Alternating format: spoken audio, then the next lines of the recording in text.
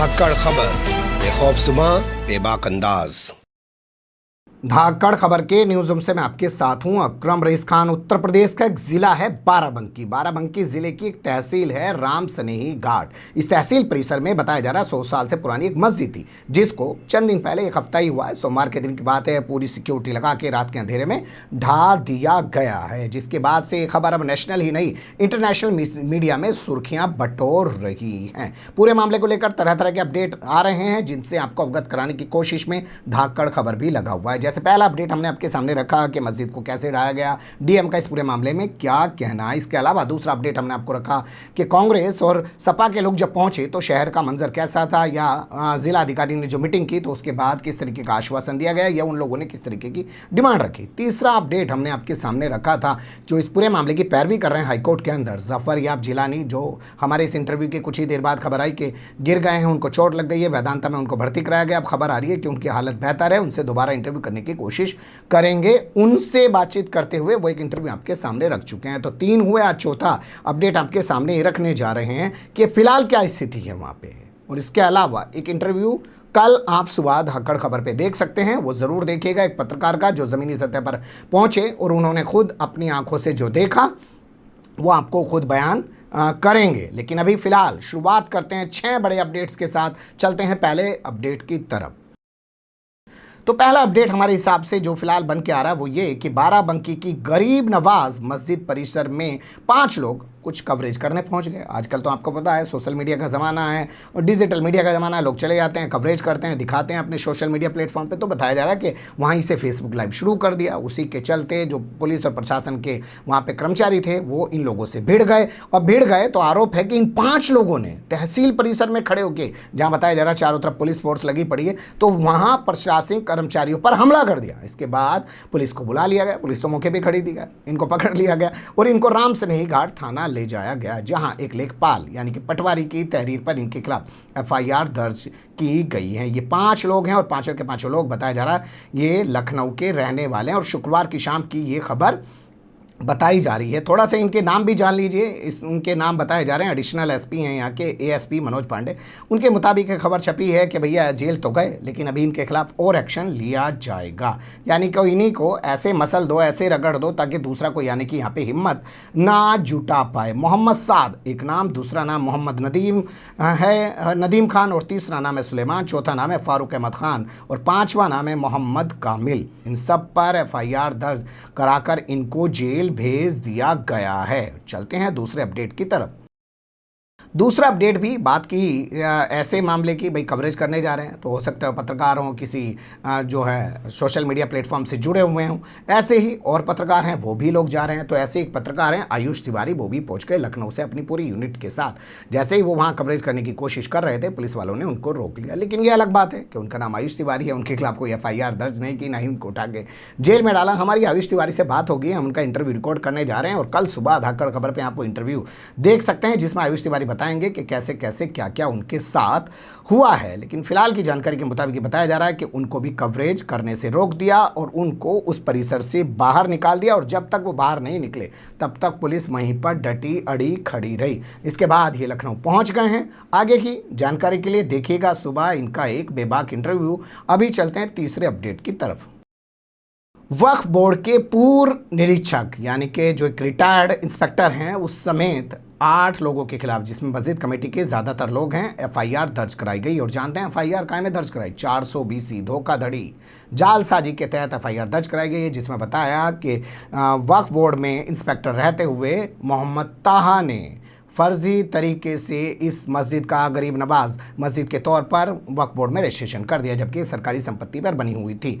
और ऐसा करके उन्होंने इन लोगों के साथ जालसाजी करके सरकारी संपत्ति को कब्जाने की कोशिश की। ये तमाम तरीके के आरोप लगाते हुए एफआईआर दर्ज कराई गई है जो है पूर्व निरीक्षक मोहम्मद ताहा और इसके अलावा मस्जिद कमेटी के जो लोग हैं, जिसमें मुश्ताक अली अध्यक्ष हैं, उपाध्यक्ष हैं वकील अहमद, और इसके अलावा सचिव जो हैं वो हैं मोहम्मद अनीस, और सदस्य में भी कई लोग इसमें शामिल हैं जैसे कि मोहम्मद मुस्तकीम दस्तगीर एक नाम है और इसके अलावा एक नाम अफजाल का है। और भी बताया जा रहा है कि कई नाम इस पूरे मामले में शामिल हैं। इनके खिलाफ एफआईआर दर्ज की गई है। ये एफआईआर अल्पसंख्यक कल्याण अधिकारी सोनू कुमार की ओर से दर्ज कराई गई है, जिसमें तमाम आरोप लगाए गए हैं। पुलिस इनकी गिरफ्तारी के लिए प्रयास कर रही है। इसी के साथ ये बताया जा रहा है कि डीएम की ओर से एक आदेश भी जारी कर दिया गया है कि वक्फ बोर्ड में जितनी भी संपत्तियां ऐसी रजिस्टर्ड हैं उनकी जांच की जाए कि वो संपत्तियां आखिर किन प्रॉपर्टीज़ पर खड़ी हैं, क्या सार्वजनिक संपत्ति पे खड़ी हैं और वक्फ बोर्ड में भी रजिस्टर्ड है।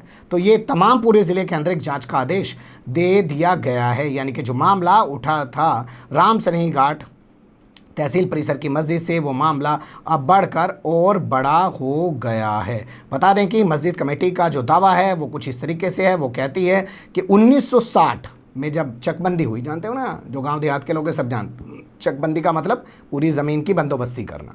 तो चकबंदी हुई तो उसमें भी ये दर्ज की गई कि मस्जिद है।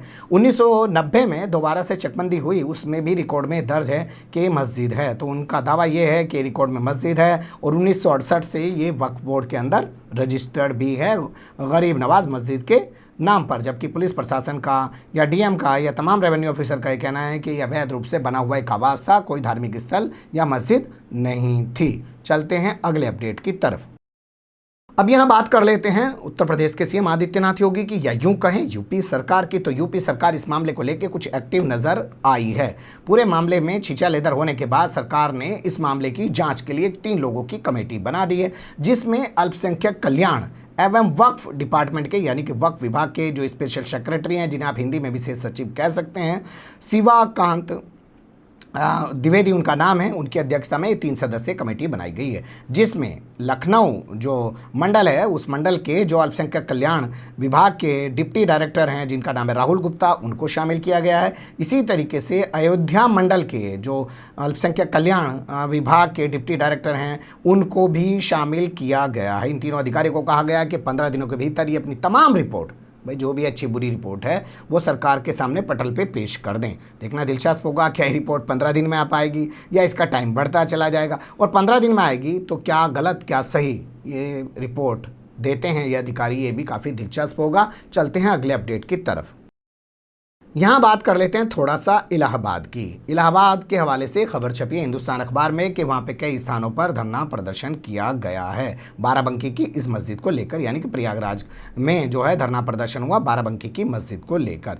किसकी ओर से ये प्रदर्शन किया गया है और कौन लोग हैं प्रदर्शन करने वाले और कहाँ कहाँ इन्होंने प्रदर्शन किया, वो थोड़ा सा जान लीजिए। रिपोर्ट के मुताबिक कहा गया है कि इलाहाबाद जन कल्याण समिति नाम की एक संस्था है, उसने करेली के बारा मार्केट में और इसी के अलावा दरियाबाद और जो है चकिया कई सारी जगह पर जो है प्रदर्शन किए हैं, जिसमें काफ़ी तादाद में लोग शामिल रहे हैं। उनके हाथ में प्ले कार्ड था, प्ले कार्ड दिखाते हुए उन्होंने सोशल डिस्टेंसिंग और तमाम चीज़ों का पालन करते हुए अपना धरना प्रदर्शन किया है। कमेटी के अध्यक्ष का नाम जो छपा है मोहम्मद हंजला, इसमें छपा हुआ है, उनके नेतृत्व में प्रदर्शन किया गया है। ये भी एक अपडेट है जिससे आपको रूबरू होना चाहिए। अब चलते हैं आखिरी अपडेट की तरफ।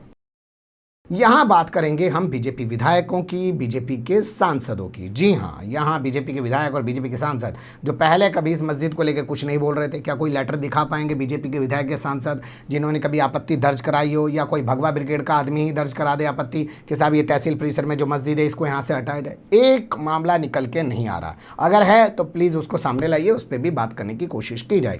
सारा का सारा जो कुछ किया गया है बताया जा रहा है कि जब से यहाँ पे नए SDM आए हैं प्रियांशु पटेल, कोई उन्हें दिव्यांशु पटेल भी बता रहा है, उन्हीं के आने के बाद से ये मामला गरमाया है और उन्होंने ही ये सब कुछ किया है। 15 मार्च से स्टार्ट हुआ और अब जाके मस्जिद को वहाँ पे ध्वस्त कर दिया गया, शहीद कर दिया गया है।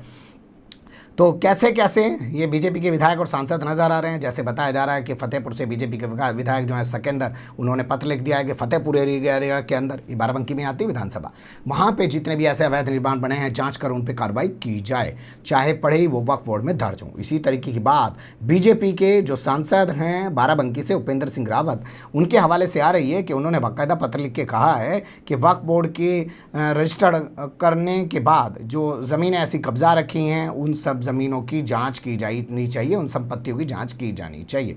इसी तरीके से देखें तो दरियाबाद, जहाँ पे पूरा मामला है, राम सनेही घाट जो तहसील बनी हुई है वो दरियाबाद विधानसभा के अंदर बनी हुई है। यहाँ से जो बीजेपी के विधायक हैं उनका नाम है सतीश शर्मा, उन्होंने भी इसी तरीके की पोस्ट लिखी है के बाद एक, और वो कई पोस्ट लिखते हैं और एक जगह वो लिखते हैं कि जिस तरीके से शनिवार की शाम 5 लोग संदिग्ध 5 लोग पकड़े गए हैं जो वहाँ तहसील परिसर में घूम रहे थे और वहाँ न जाने किस वारदात को अंजाम देते थे। तो इससे मुझे लग रहा है कि पुलिस और प्रशासनिक अधिकारी खासकर एसडीएम जो है उनकी जान को खतरा है।